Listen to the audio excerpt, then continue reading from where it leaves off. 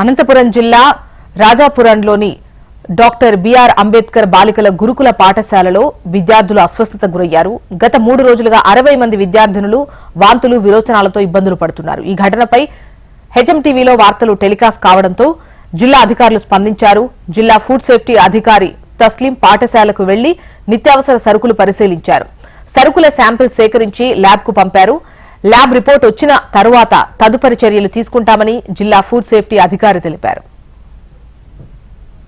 Kitchen inspection చేశాము. Storage room లో store చేయబడిన గ్రాసరీస్ అన్ని ఇన్స్పెక్ట్ చేశాము. వాటి సస్పెక్టెడ్ శాంపిల్స్ కూడా కలెక్ట్ చేసి ల్యాబ్కి పంపించడం జరుగుతుంది. ఫర్దర్గా ల్యాబ్ రిపోర్ట్ రాగానే ఫర్దర్ యాక్షన్ ఉంటుందండి. అలానే రికార్డ్స్ ఏవి ఉన్నాయని తనిఖీ చేయడం జరిగింది. డ్రింకింగ్ వాటర్ రికార్డ్స్ కూడా మెయింటైన్ చేయడం అని. అలానే ఇప్పుడు చూస్తున్నట్టయితే ప్రెసెంట్ హెల్త్ స్టేటస్ అందరిది బాగుందండి. All under recovered. ఒకరు కొంచెం ప్రాబ్లమాటిక్గా ఉంది, అంటే వాళ్ళు కూడా మైల్డ్ ఫీవర్తో ఉన్నారు. వాళ్ళు కూడా రికవర్ అవుతున్నారు. న్యూ కేసెస్ అయితే ఎలాంటివి రిపోర్ట్ అవ్వలేదు.